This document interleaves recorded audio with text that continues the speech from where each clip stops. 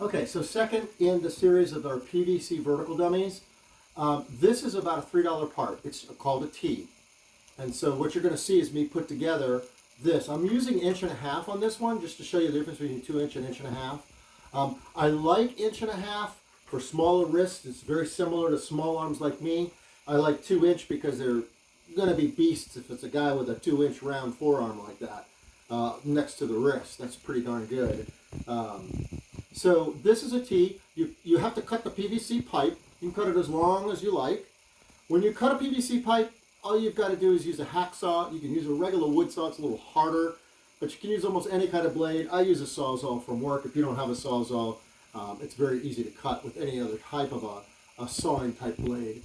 In any event, again, you can use a different type of rope. You could probably use paracord, or even buy like a $5 nylon piece of rope, which is fine. When or if it starts to fray, just put some duct tape around it, or you could do it ahead of time. And as the duct tape wears out, you can add a little more and keep the rope intact. I'll just show you a quick, simple knot that I use. It's probably not the best knot out there. I'm sure knot tires will have some great suggestions. I'd love to hear them for quick release. But I just made a loop in my rope. There's my lead end or working end. Loop it around itself, tie a square knot like a regular knot, like you would know, everybody knows how to do. And that right there is good enough to hold solid on your piece there. We can tie it down below any way you want to tie it. I'm just going to tie it really quickly for you here. You get an idea. And again, we can loop it off the ground or not loop it off the ground, that kind of thing. And I have it slightly off the ground there, so that I can change the angle on it if I want to hold it. I could probably put more weight on it if I wanted to keep it more solid. You see how this is free floating right now. And this is designed for an 1.5-inch arm. Now I have an arm, which is really a long, long, long arm, almost too long. So if you wanted to cut it, PVC is really simple to cut. I can cut it the length of my arm that I want it, like that, if I wanted to do that. Nice and simple. There's your cut. And guys, I've been doing swimming pool plumbing work and plumbing work for over 30 years, so probably not copy me on that. But there's your arm. This isn't glued in yet. These aren't glued in yet. They're just banged in. I would suggest use primer and glue. Very easy. There's lots of stuff on the internet on how to use primer and glue. It's not hard at all. But there's an arm that you can play with on your PVC pipe, 1.5 inches. It'll take a lot of good abuse if you want to use your cross blocks or high blocks or whatever you want to use on these. You can go from inside to inside. You can know that this could be, say, the right hand from the outside to an inside move. There's all kinds of variations off of this you can do. I can make another video on that later. But there is your other simple. This is a step up from the previous model. I can still put my pool noodles on it if you want a hard blade on that.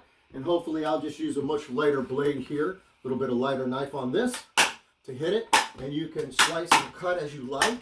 You can do your open, your close, your parries. Yes, you can use it as a target if you want. So there's all kinds of variations. Get creative on how you want to do it. That kind of thing. So you get used to different ranges and stuff like that. Nice variation. Pause. Hey folks, so here is the next evolution in our vertical PVC dummies. This one with arm extension on it. We're going to just do a slight modification, which is this piece here, the final product. You'll see that it's 3 pieces involved. And I put one up on the top, and I put one on the bottom, and you'll see why in a moment. This is a simple 1.5-inch coupling. This is a 1.5-inch to 1-inch reducer. And this is a 1-inch to 1/2-inch reducer. And all these parts and pieces are found in your local hardware store, do-it-yourself store, etc. So you take the 1.5-inch and you reduce it with the second piece to 1 inch, and you take your 1 inch and reduce it to your 1/2 inch. You could go 1/4 inch if you wanted to. I just happen to have these on site right now. And you could go directly from this into a lower one, depending upon what you have. The idea is to reduce the internal diameter of the pipe lower so that when it sits on the rope, it doesn't have as much angulation. So I've made this reducer from 1.5 inches down. Right now we're just going to pop it together. You really want to glue this, if anything. I personally primer and then glue. It'll last longer. It'll make a solid fitting. But I put one up on the top, put one up on the bottom. Actually, I should have glued that because sometimes they're a little bit loose, which is fine. That's what you get in the store. That's why you do want to glue them. And we're just going to do this, put it all back together. Go ahead and pause it.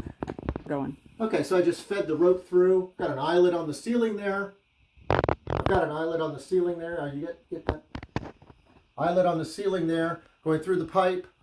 And we've got our extra fittings. It's going to cost you a little bit more. They're $2, $3 for each of these fittings now. So $6, $12 in addition, or $15, whatever that is, depending on where you go. Of course, we're going to make our little loop real quick here. We'll do it the same way as last time. You can see that, and it just sits on there. And there we have it. We can suspend a bean bag off of this or tie it to a cinder block if you like. And you take your arm, you put your arm in, and there you go.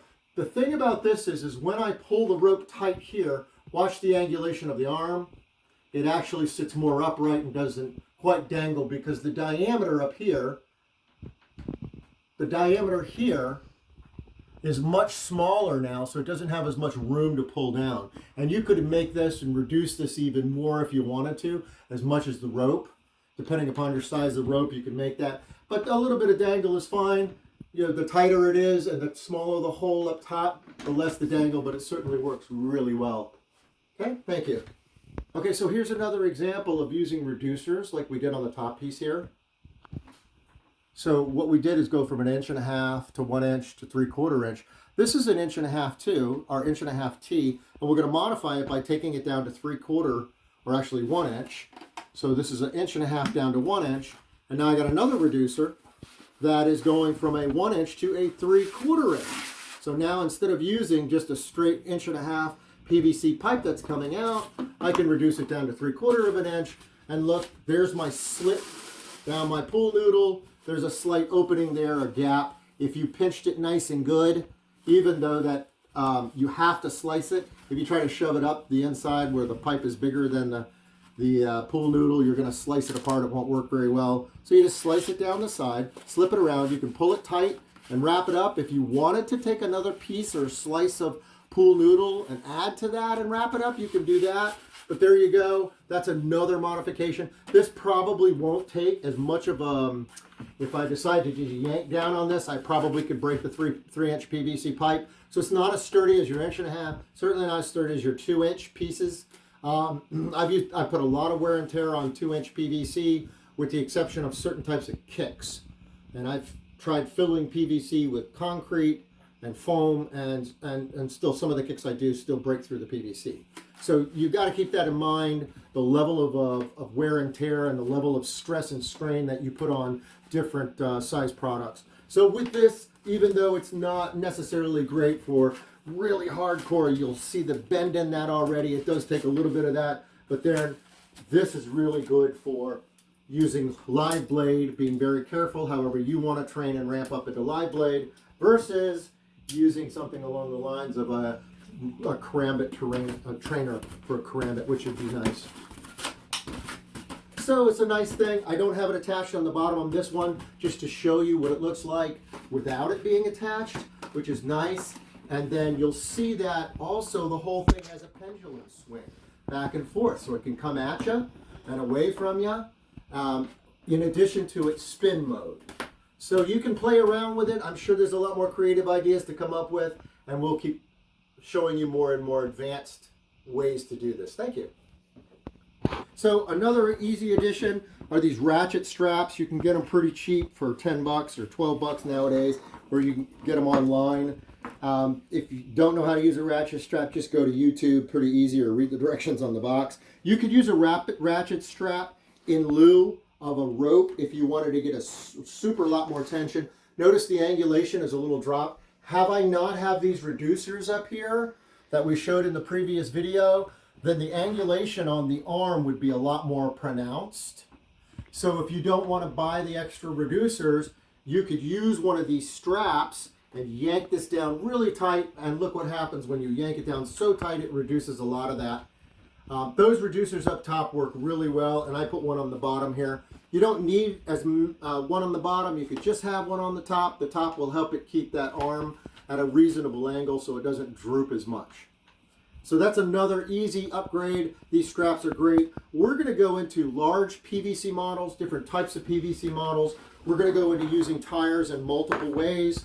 We're going to go into actual Wing Chun dummy, which I have on site. And I've also got a new high-end upgraded dummy I have in mind. I'm actually having to use all of my welding equipment, my brand new welding equipment, to be able to make something in the future that I've never seen online or never seen anybody make before. It's a much higher end dummy than this. So thank you for joining us.